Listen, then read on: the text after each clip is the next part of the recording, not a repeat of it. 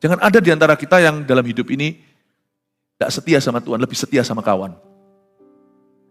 Aku gak bisa gak tepat janji sama temanku, gak bisa. Aku gak bisa, tepat janji itu harus pertama-tama sama Tuhan, yang terutama. Karena kita itu gak berhutang sama siapa-siapa. Kita itu paling hutang budi itu sama juru selamat kita, karena dia yang mati untuk kita. Kita itu paling hutang budi itu sama Tuhan Yesus.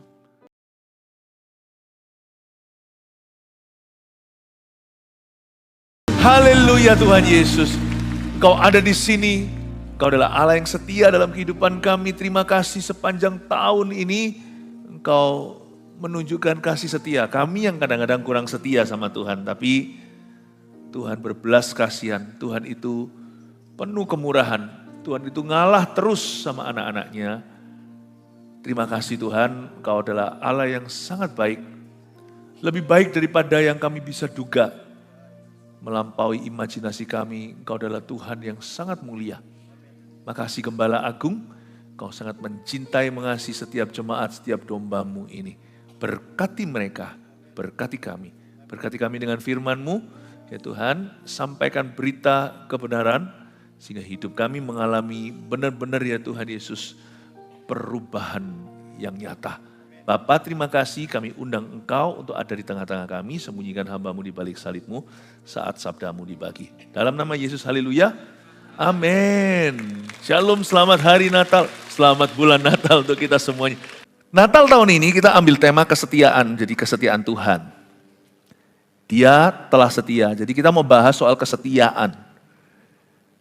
Ini adalah khotbah Natal saya yang pertama boleh dikatakan bulan ini.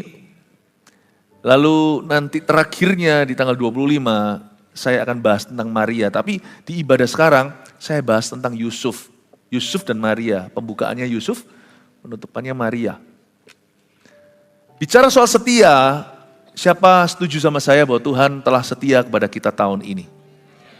Oh sepanjang tahun, setiap tahun. Tapi Natal itu bukan minta kado. Natal itu datang ke gereja bersyukur. Thank you Tuhan, terima kasih Engkau telah setia. Kalau bukan karena kesetiaan Tuhan, mungkin kita semuanya nggak ada di sini hari ini. Sesuatu bisa terjadi. Mungkin sudah ada kejadian, tapi karena kesetiaan Tuhan, hari ini kita masih fine-fine saja, kita baik-baik saja. Kalau kita masih punya apa yang kita miliki, kita masih punya family, masih punya pekerjaan. Saya tahu bahwa GMS Senior ini bukan hanya orang-orang yang sudah pensiun ada di sini, tetapi juga masih banyak yang sedang bekerja, ya, masih tetap berkarya. Senior kita ini umur 55 sudah dianggap boleh jadi citizen di sini, boleh jadi warga negara MS Senior. Bahkan slogannya itu nggak main-main. Di umur 55 plus ini, boleh loh kalau mau, kalau kompeten, kalau bisa, kalau niat ya kan, apalagi kalau diurapi Tuhan menjadi CGL berikutnya. Turut mengembalakan bersama dengan gembala sidang. Dipercayakan 5, 7, 10 domba Tuhan. Atau mungkin ada yang CG-nya gemuk, sudah waktunya dibelah. Jangan terus disimpan. Nanti busuk di pohon, nanti nggak jadi pemimpin semua, nggak jadi murid lagi. Dipercayakan untuk mengembalakan. Jadi CGL di sini itu di GMS Senior ini slogannya luar biasa. Menjadi CG leader berikutnya, itu mimpinya. Di dalam GMS Senior setiap orang datang sini ditantang untuk berbuah. Karena Tuhan itu setia. Tuhan itu nggak hanya setia sama kita pada waktu kita masih muda, waktu kita masih kecil. Alkitab berkata Tuhan itu setia sama kita sampai rambut kita putih. Bahkan kalau perlu rambutnya sudah rontok sama sekali. Gak boleh menoleh kemana-mana. Tuhan itu setia. Dan Tuhan menghendaki kita untuk terus berbuah. Tidak boleh mandek. Pensiun kerja boleh kalau memang sudah waktunya, silakan. Kalau ada orang yang memilih begitu. Kalau orang yang mau memilih bekerja juga Tuhan akan sertai. Tapi satu hal yang tidak bisa pensiun yaitu kerohanian. Dampak itu tidak boleh pensiun, dampak itu. Harus ada guna, harus ada pengaruh. Ada ndak ada kita harus ngaruh gitulah ya, bahasa Surabayanya harus ada pengaruh. Use me, pakailah aku Tuhan, selagi aku bisa. Lagu favoritnya senior apa? Hidup ini adalah kesempatan. Waduh, kita nyanyi-nyanyi terus itu sampai bosan. Iya gitu ya, kayaknya kalau kita nyanyi itu lagi. Tapi betul loh, benar sekali kalimat lagu itu. Selagi aku bisa, selagi aku kuat, selagi aku sehat. Jangan pernah janji palsu sama Tuhan, nanti kalau sudah sakit sekarat, nanti kalau aku sembuh aku melayani. Sekarang waktunya. Satu hal tidak bisa pensiun, mengikuti Yesus. Ketaatan tidak bisa pensiun, kesetiaan nggak bisa pensiun. Kita harus setia. Taat. Lah kalau Tuhan masih izinkan kita ada di atas muka bumi ini, entah umur 13, 30, 43, 73, 93 apalagi. Berarti masih ada buah. Masih ada sesuatu yang belum kau dan aku rampung lakukan. Masih ada sesuatu yang Tuhan tunggu kita kelarkan. Tuhan tuh gak iseng. Tuhan bawa kita ke dunia itu tepat waktunya, yaitu hari ulang tahunmu dan hari ulang tahunku. Tuhan itu tidak pernah salah waktu membawamu masuk. Dan Tuhan selalu punya waktu untuk membawa kita keluar. Dan sebelum itu tiba, berarti belum selesai. Berarti kita belum mencapai garis finishnya. Ketaatan tuh gak bisa pensiun, kesetiaan gak bisa pensiun. Melayani Tuhan tidak bisa pensiun, melayani keluarga gak bisa pensiun. Berdoa itu gak bisa pensiun. Satu pelayanan yang Yesus bawa sampai ke sorga. Sampai ke sorga Tuhan Yesus bawa, itu adalah berdoa bagi gerejanya. Ada banyak ayatnya itu di Ibrani, di mana dia adalah imam besar yang melintasi segala langit dan turut merasakan kelemahan kita. Dia mendoakan segala kebutuhan kita. Doa itu gak bisa berhenti, sekalipun Yesus sudah pergi ke sorga. Tuhan Yesus secara fisik gak ada di dunia, tapi dalam rohnya, Roh Kudus yang sekarang ada di dalam hati kita. Roh Kudus dia curahkan. Tapi anak Allah, Yesus namanya, tidak berhenti. Dia bersyafaat bagi Anda dan saya. Doa. Bangun jam doamu. Dulu waktu masih aktif bekerja harus wirawiri ke sana sini. Sekarang lebih banyak waktu untuk bangun mesbah. Tempelkanlah ya, foto anaknya, cucu dan sebagainya. Tempelkan di situ di dekatnya. Doa. Saya tempelkan foto keluarga saya di tengah-tengah Alkitab saya antara Perjanjian Lama dan Perjanjian Baru. Jadi setiap kali baca Alkitab mau nggak mau lewati lalu lalang Perjanjian Lama, Perjanjian Baru, saya selalu lihat foto, saya selalu doakan. Dan saya selalu tempelkan jemaat di dalam agenda doa saya. Selalu saya berdoa. Yang ini butuh gawat darurat ini, jemaat lagi sakit atau apa yang saya tahu secara satu persatu. Kalau enggak saya doa secara global, saya doakan setiap regional.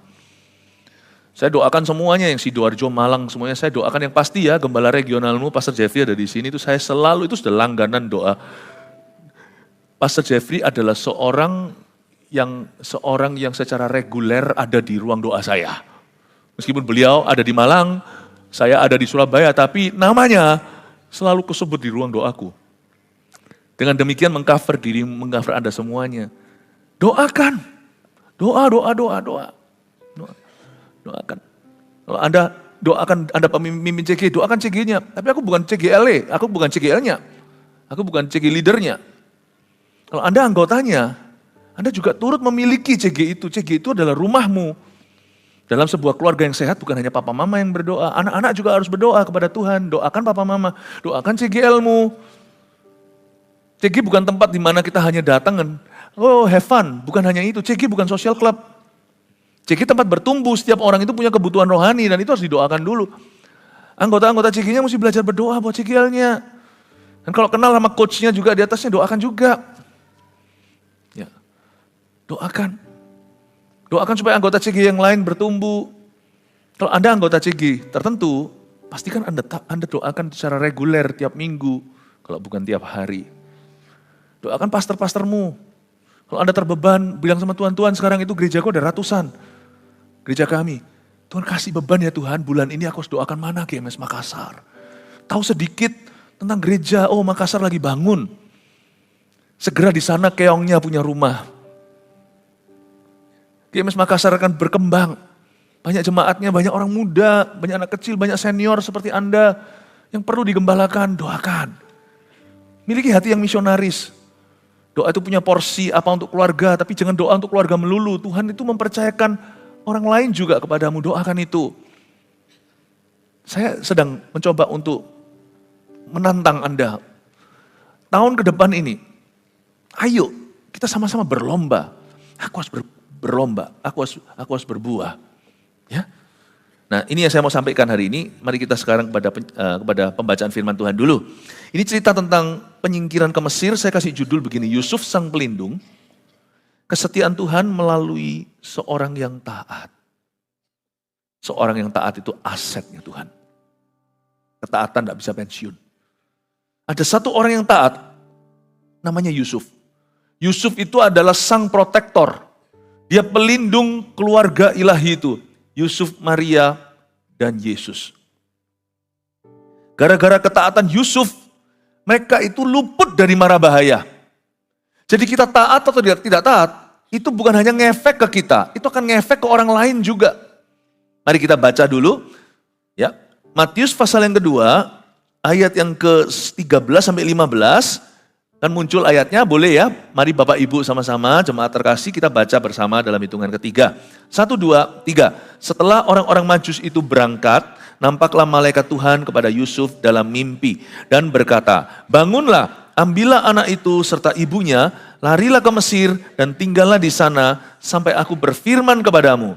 Karena Herodes akan mencari anak itu untuk membunuh dia. Maka Yusuf pun bangunlah, diambilnya anak itu serta ibunya, malam itu juga, lalu menyingkir ke Mesir dan tinggal di sana hingga Herodes mati. Hal itu terjadi supaya genaplah yang difirmankan Tuhan oleh Nabi, dari Mesir kupanggil anakku. Ini cerita Natal pertama ketika Yesus dilahirkan. Kita lihat di sini ada bukan figuran sih, mereka termasuk pemain utama dalam cerita Natal, yaitu orang-orang Majus. Ayat 13, setelah orang-orang Majus itu berangkat, nampaklah malaikat Tuhan kepada Yusuf dalam mimpi dan berkata. Sebelum ini, kayak drama aja ya, kalau kita nonton drama ada episode sebelumnya. Sebelumnya ada cerita tentang orang Majus, dituntun oleh bintang, ketemu gua atau ketemu palungan, ketemu tempat tinggal Tuhan Yesus lah, masa kecilnya. Nah, ayat ini langsung bunyinya setelah orang-orang Majus itu berangkat. Berangkat kemana? Mereka berangkat pulang, tapi mereka menghindari Herodes. Mereka pun diperingatkan oleh Tuhan dalam sebuah mimpi untuk tidak ketemu Herodes lagi, karena Herodes itu ternyata si serigala. Kamu ditipu, kata Tuhan pada orang-orang Majus itu. Sekalipun mereka orang-orang bijaksana, tapi mereka tidak tahu segala sesuatu, apalagi motivasi hati orang lain. Apalagi niat jahat musuh. Jadi Tuhan berkenan untuk memberitahu mereka sesuatu yang mereka tidak bisa dapatkan lewat hikmat. Tuhan kasih mereka wahyu. Waktu kita berusaha untuk hidup bijaksana, permulaan hikmat adalah takut akan Tuhan. Ada hal-hal selebihnya yang kita kurang mengerti, nanti Tuhan wahyukan, jangan khawatir. Taat itu tidak mungkin diizinkan tanpa tuntunan. Orang taat itu pasti dibimbing langsung oleh Tuhan. Masa kita berusaha setia, Tuhan gak setia dan mengkhianati kita. Tuhan itu setia kepada barang siapa yang setia. Tuhan itu lika-liku dengan orang-orang yang lika-liku, tapi Tuhan itu lurus dengan orang yang lurus. Jangan bulat sama Tuhan, jangan berbelit. Percuma kita gak menang. Orang-orang Majus itu kan gak tahu kalau ternyata mereka dijebak. Kalian ya, kalau ketemu sama bayi itu beritahu sama saya, supaya saya juga turut menyembah.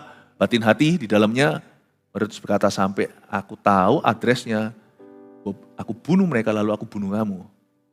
Herodes itu kan jahat toh. Dalam mimpi diperingatkan, kamu jangan ketemu Herodes, kamu ambil rute lain. Tadi kan kamu rutenya dari sini ke sana kan lewat jalan ini. Kamu jangan jalan ini lagi, kamu pakai jalan itu. Agak muter tapi gak apa-apa. Jemaat, mari kita belajar tentang apa itu taat. Kita belajar dulu dari orang Majus sebelum bicara tentang Yusuf. Prinsipnya sama. Untuk taat kepada Tuhan, untuk taat pada tuntunannya, kerap kali kita harus sengaja tidak taat kepada seseorang yang lain. Supaya kita itu bisa taat sama Tuhan Yesus, kita kadang-kadang harus belajar membangkang sama teman. Kalau teman ajak kita yang enggak atau yang bukan-bukan. Ayolah, misalnya, ayolah, Ayolah kita nggak apa-apa. Ini nggak apa-apa. Dikasih obat terlarang. Jangan sungkan. Untuk taat sama Tuhan itu, kadang-kadang harga yang dibayar adalah kita harus lawan arus. Untuk menyenangkan Tuhan, bisa-bisa kita harus tidak menyenangkan kawan. Jangan jadi orang yang tidak menyenangkan, diam-diam, gak ada angin, gak ada badai, orang itu menjengkelkan, itu salah sendiri. Tapi kalau kita disuruh milih antara Tuhan atau teman, ya kalau bisa dua-dua. Tapi kalau teman mengajarkan yang salah, pilihlah kebenaran. Komitmenmu bukan pada teman, komitmen Anda adalah kepada Tuhan. Jangankan Tuhan, kalau anggota keluarga sendiri pun mengajarkan kepada kita untuk keluar dari jalur atau tidak setia pada jalan Tuhan, kita tidak boleh berkata iya. Kita harus tegas. Keluarga adalah kekasih jiwa kita, tetapi kalau sampai konflik interest, Tuhan atau kita menyembah berhala, sekalipun dikucilkan dan diusir dari rumah, pilihlah Tuhan, kau tak pernah salah. Nah, barang siapa mengasihi aku tidak membenci ayah, ibunya, saudaranya, pasangannya, anaknya. Saya sangat mengasihi anak-anak saya, tapi saya ingatkan mereka bahwa saya lebih mengasihi Tuhan daripada mengasihi mereka. Jangan sampai kita berada dalam skenario di mana mereka memaksa saya harus memilih Tuhan atau mereka. Mereka sudah tahu pilihan saya akan jatuh ke Tuhan. Semoga kita selalu sekawan. Aku serta seisi keluargaku, kami melayani Tuhan. Semoga kita selalu bersahati. Ingatlah, barang siapa mengasihi aku tidak membenci anggota keluarganya sendiri. Ini bukan disuruh benci atau kepahitan, disuruh berbuat jahat, disuruh tidak baik atau tidak setia sama keluarga sendiri, bukan. Tuhan menunjukkan bahwa Tuhan itu di atas segala-galanya. Orang-orang Majus ini demi untuk mengikuti tuntunan Tuhan yang spesifik itu, mereka harus membangkang sama Herodes. Untuk nurut sama Tuhan Yesus, mereka harus gak nurut sama Herodes dulu. Itulah ketaatan. Makanya gereja bukan social club. Di gereja orang harus kenal Tuhan. Setia sekawan, senang rame-rame, puji Tuhan. Kita dikasih komunitas iman, gak kesepian. Ternyata manusia itu gak beda segala usia. Di masa muda orang juga butuh teman. Waktu di gereja, masa tua juga sama ternyata. Anak kecil juga sama. Manusia itu kan makhluk sosial, tapi jangan lupa kita terlebih dahulu diciptakan dalam gambaran rupa Allah. Komitmen kita nomor satu, wahid, yang pertama, terutama dan segala-galanya adalah Tuhan dulu. Itulah sebabnya kalau kita itu datang ke gereja, kita mau kenal Tuhan. Sehingga kita punya pendirian. Kita tahu kebenaran. Oh, ini yang benar ya, ini yang menyenangkan Tuhan, ini yang enggak. Ini yang membuat Tuhan itu dimuliakan, yang ini tidak. Setelah orang-orang Majus itu berangkat, jadi mereka itu sengaja tidak mentaati perintah Herodes. Herodes perintahkan mereka, kamu waktu ketemu bayi itu, kamu kembali ke aku ya, saya ulang. Kembali ke saya, beritahu saya di mana dia dibaringkan. Oke? Demi supaya mentaati tuntunan Tuhan, mereka terpaksa ingkar janji sama Herodes. Orang Majus itu tadi kan ditanyai, oke kan dia nggak tahu Herodes itu modelnya seperti apa. Soalnya dalamnya beda sama luarnya. Saya yakin orang Majus berkata, oke. Tapi setelah diberitahu Tuhan nggak oke, mereka nggak kembali ke Herodes. Jangan ada di antara kita yang dalam hidup ini nggak setia sama Tuhan, lebih setia sama kawan. Aku nggak bisa nggak tepat janji sama temanku, nggak bisa. Aku nggak bisa. Tepat janji itu harus pertama-tama sama Tuhan, yang terutama. Karena kita tuh nggak berhutang sama siapa-siapa. Kita tuh paling hutang budi itu sama juru selamat kita, karena dia yang mati untuk kita. Kita tuh paling hutang budi itu sama Tuhan Yesus. Tuhan Yesus itu juga adalah orang tua yang paling tua, itu nenek moyangnya Adam dan Hawa. Kita itu tidak utang budi sama tradisi, kita itu tidak utang budi sama teman, sama keluarga, sama siapapun. Hidup kita itu tidak utang sama siapa-siapa, wong mereka nggak beli kita. Hidup kita itu dibeli oleh darah anak domba Allah. Jadi kita itu hutang budi sama Tuhan. Jadi orang-orang Majus ini saya kira mungkin mereka sudah semacam dijebak. Kamu janji ya setelah kamu ketemu nanti, makanya itu ya kalau bisa itu kita jangan salah di depan. Kalau ada orang ngomong sama kita, tak beritahu sesuatu ya, janji gak beritahu siapa-siapa, jangan bilang iya. Karena kita gak tahu dia mau beritahu kita apa. Saya kalau digituin sama orang saya selalu berkata tergantung. Tergantung terlebih dahulu, tergantung informasi apa yang saya terima. Saya nggak mau diikat janji lah, supaya jangan sampai saya salah. Kalau ternyata saya sudah janji, ternyata akhirnya ya ampun ini kejahatan, saya pasti akan ralat. Saya ngomong sama dia kalau bisa kembali, sorry ya, saya terlanjur janji ya saya salah, maaf ya. Tapi saya sudah tahu informasi ini, aku kasih kamu waktu 1 bulan, kamu harus ngaku. Kamu harus ngaku, minta tolong. Aku nggak bisa simpen berita tentang kamu selingkuh ini. Istrimu harus tahu. Aku tahu gitu, aku gak janji sama kamu, aku gak beritahu siapa-siapa. Karena aku berniat beritahu istrimu. Kamu tuh temenku loh dari SD. Aku gak berutang sama kamu, aku berutang sama Tuhan Yesus. Kalau aku tahu gini, aku gak janji.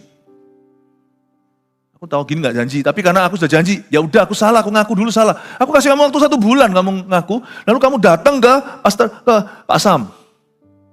Bilang sama Pak Sam, dikonseling sama Pak Sam dan Bu Sam.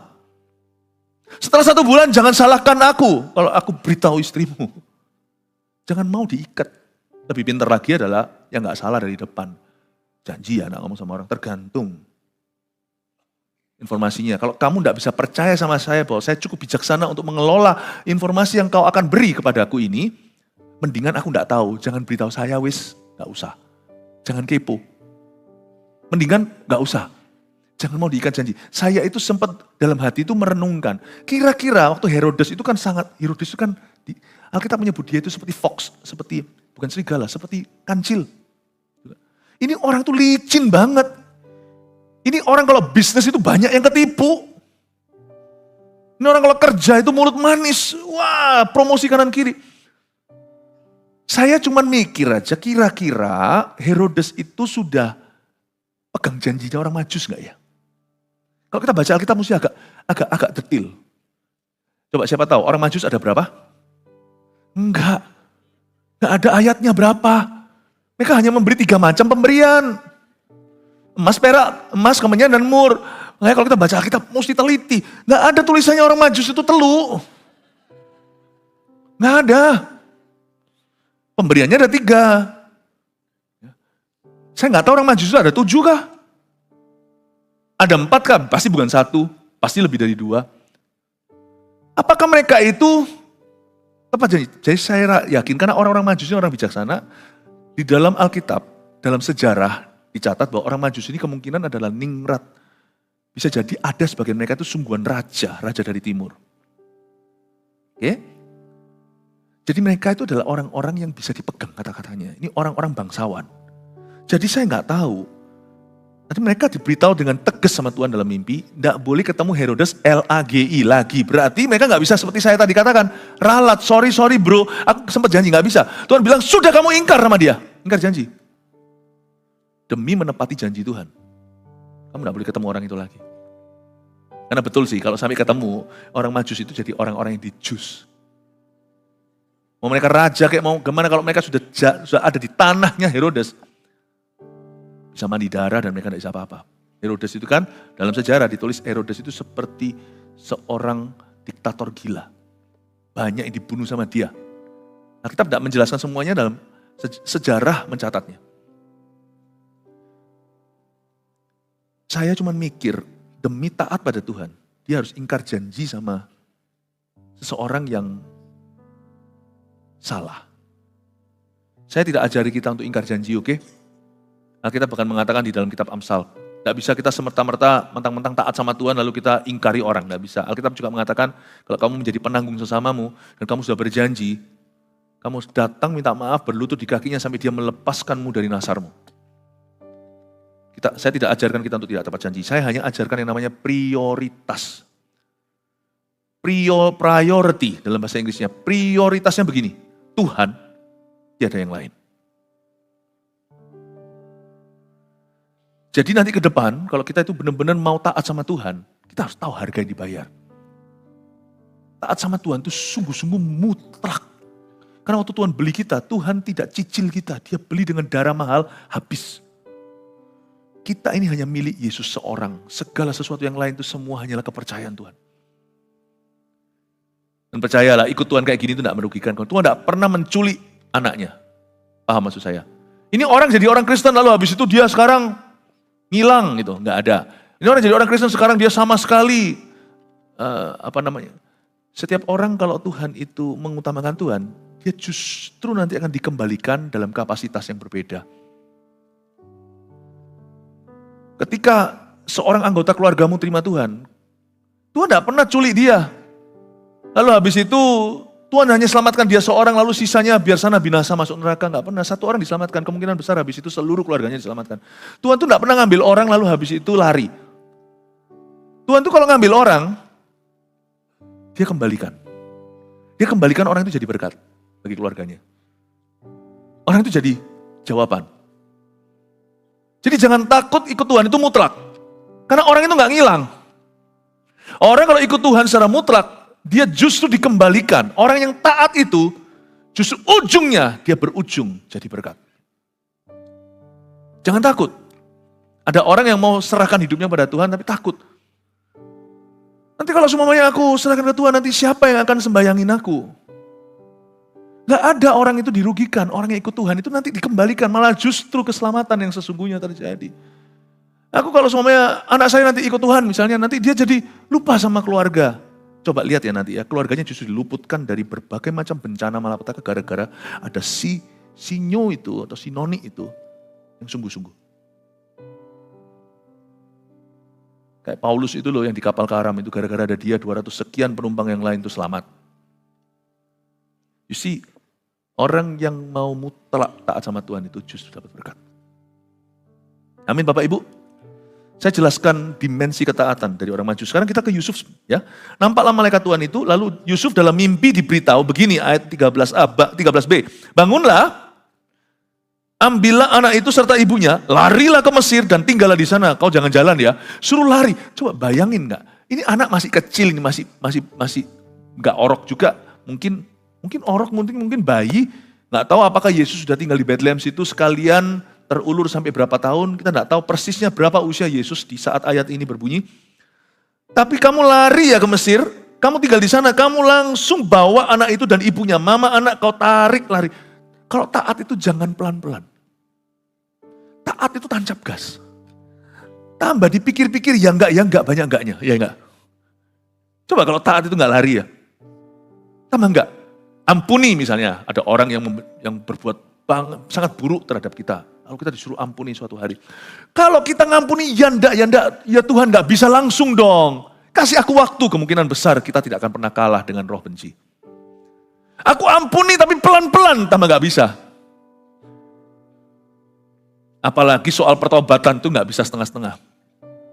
Taat itu Tuhan bilang, ambillah anak itu dan ibunya lari, run baby run. Run.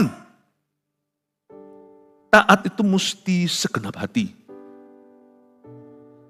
Lalu larilah ke Mesir dan tinggallah di sana. Sampai, lihat ini, sampai kata Tuhan, sampai aku berfirman kepadamu, kata Tuhan kepada Yusuf. Karena Herodes akan mencari anak itu untuk membunuh dia. Sampai aku berfirman kepadamu. Coba kita ulangi kalimat ini, kata-kata Tuhan begini. Sampai aku berfirman kepadamu. 1, 2, 3. Sampai aku berfirman kepadamu. Taat itu tidak pernah bisa gini loh, aku sekali taat. Loh, kamu harus taat sama Tuhan. Loh, aku sudah pernah taat kok, ngapain taat lagi? Taat itu tidak begitu. Ya. Ayo cepat, ayo mandi dulu, kita mau ke gereja. Sudah mandi, mah kapan? Bulan lalu. Taat itu gaya hidup. Tuhan tidak pernah, gini loh, satu taat, udah. Satu ketaatan akan membuka jalan berikutnya. Kita belajar mengikut Tuhan itu seperti anak kecil belajar jalan. lihat anak atau cucu ya, yang baru jalan berapa langkah, yang barusan belajar untuk berjalan setelah merangkak. Nggak tahu, anak Anda dulu atau cucunya, itu ngomong dulu atau jalan dulu? Nggak tahu ya. Tapi misalnya kalau jalan ya, dia selangkah demi selangkah. Ikut Tuhan itu taat juga, nggak ada orang sempurna. Taat itu belajar pelan-pelan. Seperti anak kecil orok belajar jalan. Kamu taat, belajar taat di area ini, jangan kemana-mana sampai aku berfirman kepadamu. Sebelum aku kasih kamu firman baru, belajar taat dulu di firman lama. Sebelum ku beritahu clue atau tips berikutnya, kamu harus apa? Kalau aku belum berfirman, kamu jangan maksa. Tuhan kasih nubuatan, tidak dikasih. Kepala yang menengadah ke atas, tolong ditekuk ke bawah. Baca Alkitab secara biasa, belajarlah setia. Taat itu dalam perkara sederhana, taat itu masa kini. Taat tidak boleh berkata, nanti saja, besok aja. Aku besok taat. Besok ada firmannya besok. Bagaimana dengan firman Tuhan hari ini? Nah kalau kita tidak pernah lulus dari SD, gimana kita ke SMP? Tuhan itu selalu minta kita taat dalam perkara-perkara yang kita sudah tahu. Tuhan bilang, kamu di sini, jangan kemana-mana, jangan pergi kemana-mana. Ini Yusuf loh ya, yang jadi bapak asuhnya Yesus. Allah berkata, kamu jangan kemana-mana ya. Kamu sama istri sama anakmu ini, anak-anakku ini, anak Allah ini, kamu ada di sini sampai aku berfirman kepadamu. Sebelum aku berfirman, jangan melangkah. Taat itu bukan musiman, kadang taat, kadang enggak, bukan. Tapi taat itu adalah gaya hidup setiap langkah. Waktu saya taat, maka saya membuka jalan berikutnya. Nanti Tuhan akan berfirman lagi. Jangan minta Tuhan beritahu segala sesuatu baru kita mau mentaati. Aku suruh mengampuni. Orang yang jahat sama aku kok belum berubah, kenapa aku ampuni dia? Kalau Tuhan suruh kita ampuni, ya berarti itu urusan kita. Orang itu urusannya Tuhan. Itu langkah berikutnya. Suatu hari kau akan mengerti. Waktu kita menoleh kembali, oh Tuhan merajut rencana indah waktu aku mengampuni. Apakah orang itu nanti bertobat gara-gara pengampunan kita, atau orang itu akhirnya dihukum Tuhan. Tapi waktu Tuhan hukum dia nanti suatu hari, semoga jangan terjadi, semoga bertobat saja. Hati kita yang mengampuni itu sudah siap untuk melihat hukuman musuh kita. Jadi kita tidak berkata, ya syukur tahu rasa. Apa namanya bahasa Ibrani tadi? Rasa no. Nah, ini lebih mendarat ini, rasa no. Tuhan tidak akan memberitahu kepada ibu, kalau ibu misalnya ngomong rasa no gitu. Kalau sampai Tuhan hukum orang ini, ibu tahu, lalu berkata rasa no, imanmu rusak, di hubunganmu dengan Tuhan langsung rusak. Karena itu, jangan kita itu mencoba cari tahu sesuatu yang melebihi kemampuan, kekuatan, dan takaran iman kita hari ini. Kalau Tuhan suruh ampuni, dia bukan urusanmu. Ampuni itu hati ibu, maksudnya hati Anda dengan Tuhan. Supaya antara orang itu bertobat kelak, atau orang itu dihukum Tuhan suatu hari nanti, hidupmu akan terus diberkati oleh Tuhan. Amin. Coba pahami hikmat Tuhan. Sebelum aku tunjukkan firman baru, kamu di sini ya, belajar setia sampai aku berfirman lagi. Itu taat. Maka Yusuf pun, coba lihat ayat 14. Maka Yusuf pun bangunlah. Diambilnya anak itu serta ibunya malam itu juga lalu menyingkir ke Mesir. Coba kita baca teliti lagi. Saya tuntun Anda pelan-pelan gimana baca Alkitab. Gak perlu sekolah teologi kok untuk bisa mengerti gini-gini itu. Yang perlu hati itu diam di depan Tuhan. Tenang, itu pasti ketemu hal-hal yang baik untuk kita. Coba ya, Yusuf ini kan ceritanya tadi di ayat sebelumnya kan dia dapat mimpi kan. Di mimpi itu kan diberitahu sama Tuhan, bangun, mimpi itu cukup emergency. Mimpi itu isi mimpinya, itu kontennya itu cukup darurat. Cukup mendesak pesannya, bangun, lari.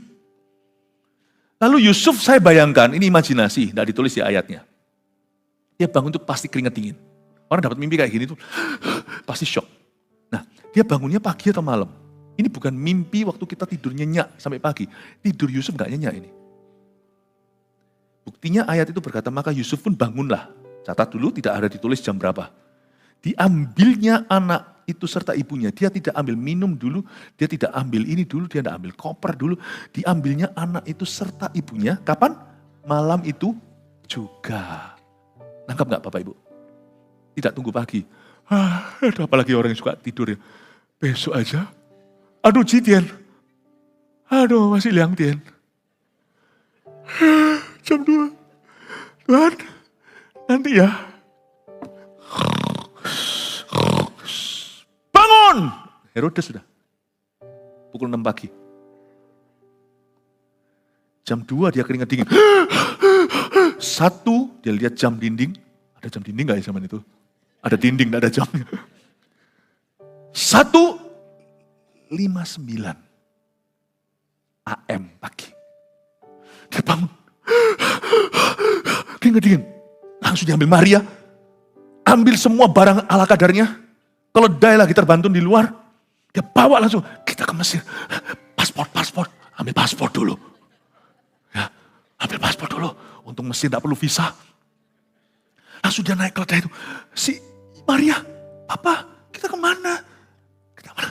Saya gak bisa jelaskan. Pokoknya sekarang kita cabut sekarang. Jam 2 pagi, menit 27. 27 menit dia ringkas-ringkas semuanya, minum dulu, anak kasih susu. Sudah jalan dulu, dia pergi langsung ke Mesir. Paginya itu loh, bayi-bayi dibunuh di Bethlehem. Paginya. Dia tidak berkata nanti. Taat itu tidak pernah, orang yang taat tidak akan berkata besok ya, nanti aja. Nanti aku melayani, hidup ini selalu ada kesempatan. Hidup ini nanti melayani Tuhan. Mari sia-siakan waktu yang Tuhan beri. Hidup ini mungkin jadi berkat. Oh Tuhan, pakailah hidupku nanti. Selagi aku masih mikir. Ayo jadi CGL, udah ready nih. Kecuali kalau kita menawarkan diri, enggak, kita di prospektif. Kita dipersiapkan, enggak lah nanti aja. Kapan? Minggu depan. Paling cepat, bulan depan, tahun depan. Nanti aja 2 jam lagi. Taat itu enggak gitu. Orang taat itu selalu berkata, ya, amin. Tuhan beri kemampuan. Jam 1:59 dia dibanguni oleh mimpi, keringat dingin. 2:27, paling telat 2:35 dia sudah cabut. Ini bahasa saya, ilustrasi saja. Taat itu tidak mungkin bisa langsung seketika itu, tidak bisa. Orang taat pun perlu langkah. Melangkah itu perlu waktu. Taat pun yang sudah langsung on the dot, langsung pada titik itu, ketika diperintahkan aja perlu waktu untuk melangkah. Apalagi orang yang suka mengulur waktu, tidak akan pernah melangkah. Roh taat itu adalah roh sekarang. Saya tidak ngomong gini berarti, saya taat, saya dengar suara. Saya harus quit dari kerjaan saya. Terus habis itu nganggur berapa tahun kemudian. Itu kebodohan. Sebab Tuhan tidak pernah akan membiarkan kita membuat keputusan besar di hidup kita tanpa tanda-tanda yang jelas. Tidak mungkin Tuhan akan bicara tentang suatu rencana hidup atau keputusan hidup yang penting itu hanya berdasarkan suatu perasaan dalam hati. Atau dorongan roh kata orang. Atau suatu suara. Tidak mungkin. Tuhan itu tertib. Keputusan yang sangat penting, pasti ada tanda-tanda yang sangat objektif dan jelas. Sehingga keputusan itu akan diambil secara matang. Jadi saya ngomong gini adalah untuk menghindari agar supaya firman yang saya bagikan jangan disalahguna oleh orang-orang yang suka ngeroh. Aku disuruh quit dari kerja. Aku disuruh pindah pelayanan. Aku disuruh langsung tiba-tiba pindah pelayanan. Aku disuruh gini. Nah. Bisa jadi perasaanmu tidak stabil. Bisa jadi mentalnya goyang. Kadang-kadang disebut orang roh itu kadang-kadang hanyalah karena orang itu mungkin ada gangguan jiwa. Sebab apapun juga keputusan yang penting dalam hidupmu pasti di backup sama Tuhan dengan multiple words. Firman yang bertubi-tubi. Dan itu bukan sesuatu yang kau cari dan kau buat, itu firman yang lepas dari dirimu, yang dari yang lain-lainnya itu akan terjadi konfirmasi. Amin Bapak Ibu. Tapi jika Tuhan sudah berbicara, saya suka bahasa Indonesia. Melakukan itu kan doing, melakukan sesuatu. Tapi di dalamnya itu ada bahasa Jawanya, melaku. Taat itu enggak bisa, enggak harus melakukan. Enggak melaku ya enggak taat. Amin Bapak Ibu Saudara. Ya. Lalu malam itu juga ia langsung menyingkir ke Mesir dan tinggal di sana hingga Herodes mati. Hal itu terjadi supaya genaplah yang difirmankan Tuhan oleh Nabi. Dari Mesir, kupanggil anakku. Ini kalimat adalah penghargaan Bapa kepada Yusuf. Dari Mesir, kupanggil anakku. Tahukah hari itu ketaatan Yusuf menyelamatkan bayi Yesus? Karena dia tidak lelet berapa jam. Ibu anak selamat. Tahukah bahwa ketaatan Anda bisa menyelamatkan orang lain? Dari Mesir kupanggil anakku. Yusuf adalah seorang pria yang sangat berjasa dalam kehidupan juru selamat kita, Mesias kita, Yesus Kristus. Pasti masih ada orang-orang taat dalam hidup kita yang berjasa dalam hidup kita. Mereka adalah bentuk kesetiaan Tuhan dalam hidup kita. Mau tahu Tuhan setia enggak? Kalau Anda punya orang tua yang baik, Tuhan setia kepada Anda. Tuhan menitipkan Anda di tempat, di tangan yang tepat. Tapi mungkin di sini ada orang tua yang dibuang. Anak yang dibuang oleh orang tuanya. Mungkin ada yang ceritanya gitu, siapa tahu. Kalau Anda adalah begitu, mungkin wujud kesetiaan Tuhan dalam hidupmu bukan orang tuamu. Tapi siapa yang berikutnya mengasuhmu? Itu kesetiaan Allah. Dia adalah bapak bagi yang tidak berayah. Suami bagi yang tidak bersuami. Kalau Anda punya pasangan yang baik, suami atau istri yang merawatmu di masa tuamu, atau yang setia padamu seumur hidupnya, itu wujud kesetiaan Tuhan dalam kehidupan Anda. Tapi kalau suami Anda mengkhianati Anda, coba lihat teman-teman Anda yang sekarang menjadi pengganti yang tidak bisa menggantikan tentunya sang suami, tetapi yang menjadi support system dalam hidupmu, membuat hidupmu jadi lebih sejahtera karena mereka membuat hidupmu lebih kuat dan tabah.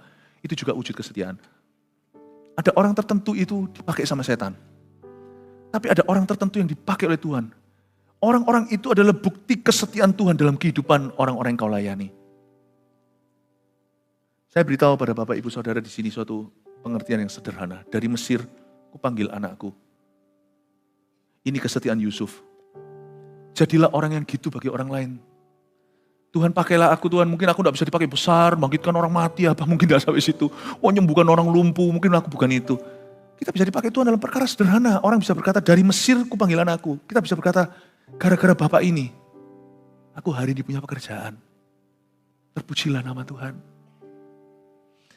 Mungkin ada yang berkata, anakku menuntun aku kepada Tuhan. Tuhan itu setia di hidupku. Tuhan pakai anakku untuk menuntun saya ke kakinya. Ada juga yang berkata, aku bisa sekolah karena papa mama rajin bekerja. Tuhan itu setia dalam kehidupanku, Tuhan ingin memberkati aku, dia memberkati papa mamaku. Tapi kita mungkin tidak bisa sekolah, keluarga pas-pasan, apalagi papa mama mungkin sempat bangkrut. Tapi ada orang di gereja ini bisa kasih beasiswa, padahal papa mamaku tidak minta-minta. Aku bisa sekolah di sekolah idamanku, dan hari ini aku nilainya bagus. Tuhan itu baik sama aku, waktu papa mamaku kerannya macet, Tuhan buka keran yang lain. Terpujilah nama Tuhan. Lihat, ada orang-orang tertentu yang dipakai sama Tuhan karena mereka taat. Kau dapat berkat. Dan sekarang giliran karena kau taat, mereka akan dapat berkat. Jangan jadi alat setan. Jadilah alat Tuhan. 3 poin sini tolong catat sebagai rangkuman saya atas pengajaran ini. Kesetiaan Tuhan melalui seorang yang taat. Kita belajar dari Yusuf ya. Nomor 1, Anda nanti bisa foto aja. Tuhan itu memakai orang-orang taat untuk menggiring tugas-tugas khusus. Dan Tuhan pakai Yusuf untuk menggiring Yesus. Tuhan pakai Yusuf untuk menggiring Maria dan bayi ajaibnya. Saya mau jadi Yusuf itu. Tuhan gini ya, tapi kan Tuhan juga bisa pakai keledai kan, bicara sama Bileam. Nah, Tuhan juga bisa pakai orang fasik kan, ada ayatnya. Orang fasik dipakai sama Tuhan untuk menimbun harta, untuk diberikan ke orang benar, itu ada ayatnya. Gini ya, bedain bahasa Indonesia, lebih mudah untuk ngerti gini. Orang taat itu dipakai Tuhan, orang fasik dimanfaatkan Tuhan. Bedain antara dipakai sama dimanfaatkan. Kalau saya musuh pakai peluru menembak aku, malah justru menjadi peluru nganggur yang kuambil itu memanfaatkan musuh. Tapi aku akan memakai senjata favoritku, senjata rahasiaku. Ini kupakai, itu kumanfaatkan. Tuhan tidak memakai orang tidak taat. Tuhan bisa memanfaatkan apapun yang kau lakukan kepada orang benar akan bumerang. Segala sesuatu yang ditempa melawanmu setiap senjata tidak akan berhasil. Malah justru menjadi senjata, menjadi peluru keberhasilan. Tapi Tuhan memakai orang taat. Tuhan itu selalu memakai ketaatan. Saya pakai bahasa Inggrisnya, God always uses obedience and He uses obedient persons. Tuhan itu selalu memakai orang taat dan Tuhan memakai ketaatan mereka untuk melakukan sesuatu bukan hanya berguna, tapi akan mempengaruhi hidup banyak orang. 2, ya kita kepada Tuhan dan tidak kita kepada setan seperti Yusuf akan melindungi banyak orang. Orang Majus berkata tidak pada Herodes, ya sama Tuhan, lokasi tidak diketahui oleh Herodes. Yusuf berkata tidak kepada dia ngantuk atau apa, dia berkata iya kepada Tuhan. Maka dari Mesir kupanggil anakku, Maria dan bayi Yesus. Terasingkan lalu bisa mengungsi. Lalu habis itu luput dari pembantaian terbesar, pembantaian bayi-bayi di Bethlehem. Keesokan hari. You see, ya dan tidakmu itu akan menutup atau membuka pintu. Makanya saya selalu beritahu pada saya, kalau saya lagi dicobai misalnya sama setan, lalu daging saya juga digocok. Saya ingat bahwa semua itu ada konsekuensinya. Kalau saya sekarang berkata iya sama setan, itu berarti satu sisi lain saya harus berkata tidak pada Tuhan. Apa yang kuterima, satu sisi lain harus kutolak. Semua itu ada konsekuensinya. Saya tahu yaku kepada Tuhan dan tidakku pada setan akan melindungi orang lain. Keluargaku, gereja, melindungi banyak orang. 3. Percaya enggak? Kita enggak bisa hidup egois untuk diri sendiri karena kita selalu adalah bagian dari rencana perlindungan Tuhan atas seseorang. Yusuf itu enggak mungkin membayangkan waktu dia masih remaja bahwa dia itu di-grooming demikian rupa oleh tangan Maha Kuasa yang dia kira hidup itu hanya serba kebetulan. Ternyata dia itu hidupnya itu udah bagian dari rencana perlindungan Allah atas seseorang. Tahukah bahwa hari ini Anda itu ke gereja, Anda itu dibangkitkan Tuhan. Anda dulu belajar apa, jurusan apa, profesi apa, semuanya itu ada hubungannya, ada orang-orang tertentu dalam hidupmu yang Tuhan bangkitkan gara-gara jasamu. Ada orang-orang, kita harus tahu bahwa hidupku ini bukan untukku. Aku ini dibangkitkan atau aku diizinkan hidup di zaman ini itu pasti bukan hanya untuk diriku. Pasti for somebody. Pasti untuk seseorang. Nggak mungkin nggak. Amin Bapak Ibu Saudara. Hari ketika saya diselamatkan 30 sekian tahun yang lalu, saya langsung curiga. Bahasa Inggrisnya curigation. Langsung curiga. You love me, I know. Kau menyelamatkan aku. Saya selalu tanya sama Tuhan, what else is on your mind? Nah pertanyaan itu mengubah semua paradigma saya dan mengubah hidup saya. Aku tahu kau mengasihi aku, kau mati untuk aku. Karena ada seorang teman dulu berkata gini, kalau Yesus sampai ketemu cuma ada satu orang berdosa di dunia, dia tetap akan turun ke Kalvari mati di Golgota.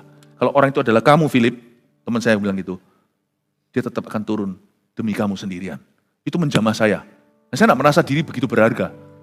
Aku percaya pada Tuhan, aku taruh percaya. Tapi setelah saya percaya, saya lihat kiri kanan, loh banyak orang ya. Waktu saya maju ke depan terima Tuhan di gereja itu, saya juga lihat doa di sebelah kanan kiri saya juga ada orang yang maju. Terus saya tanya lagi sama Tuhan, aku tahu Engkau mengasihi aku percaya kata-kata temanku itu. Aku tahu itu dari Engkau Tuhan. Tapi Tuhan, apalagi yang ada di pikiranmu? Langsung saya ngerti. Philip, aku menyelamatkan kamu untuk keselamatan dunia. Kamu tidak bisa selamatkan dunia, tapi akan ada di duniamu itu keputusanmu. Ngerti aku. Paham aku. Hari itu saya berubah. Saya tahu Tuhan mengasihiku. Tapi aku punya misi dalam hidup ini. Bapak Ibu, tahukah Anda hari ini? Kenapa hari ini kita masih hidup? Kenapa Tuhan masih izinkan kita melakukan yang kita lakukan sehari-hari? Pasti kita masih ada bagian, kita masih bagian dari rencana Tuhan. Masih ada rencana Tuhan untuk melindungi seseorang dalam hidupmu. Menyelamatkan seseorang, menuntun seseorang, menasihati seseorang, mendoakan seseorang. Masih ada sesuatu itu. Amin Bapak Ibu Saudara.